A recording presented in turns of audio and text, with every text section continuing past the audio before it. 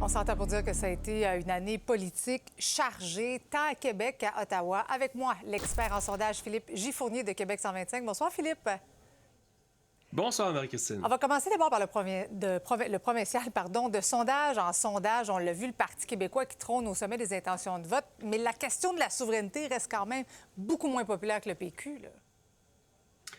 Exactement. Si on regarde tous les sondages de l'année, le Parti québécois est resté en tête de janvier jusqu'à décembre et les derniers chiffres nous montraient même qu'ils avaient creusé l'écart avec ses rivaux. On voit présentement à l'écran le résultat du dernier sondage léger qui a été conduit au début décembre. On regarde ici une avance importante, plus de 10 points à l'échelle nationale auprès des francophones. Mais lorsqu'on regarde l'option de la souveraineté, on voit que ce n'est pas aussi populaire. La souveraineté, ici, vous voyez, c'est la projection, la moyenne.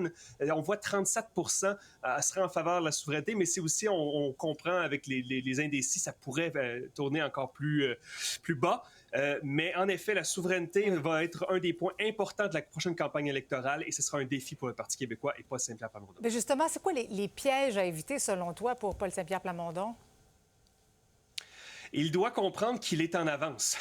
Les commentaires que nous avons vus au début du mois à propos des artistes, qu'il manquait de fidélité envers le Québec, des choses comme ça. Exactement. C'est le genre de commentaire qu'un chef qui est en avance doit oublier, doit éviter de faire. Parce que présentement, encore une fois, en tête à Québec, en tête chez les francophones, en tête dans les sondages, il va être premier ministre dans 11 mois s'il se maintient. Alors, il doit éviter les petites gaffes comme celle-ci. Oui, Parti libéral maintenant. Avant le début de la crise, il était derrière le PQ avec une chance légitime de l'emporter. Mais qu'en est-il à l'heure actuelle?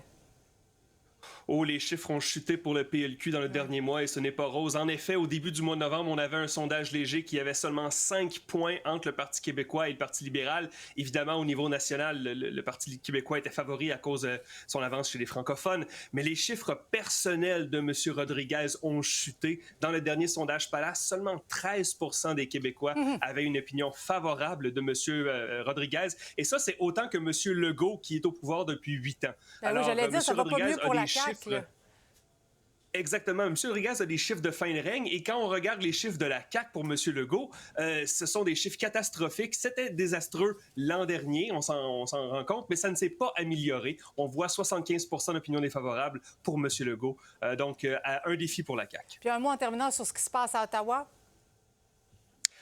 Écoutez, une année chargée à Ottawa, on peut le dire. Les libéraux et les conservateurs terminent l'année presque nez à nez dans les sondages, mais vraiment la différence, c'est M. Carney qui est en avance sur M. Poilievre. Et donc, ça va être une histoire à suivre avec M. Poilievre qui a son vote de confiance en janvier.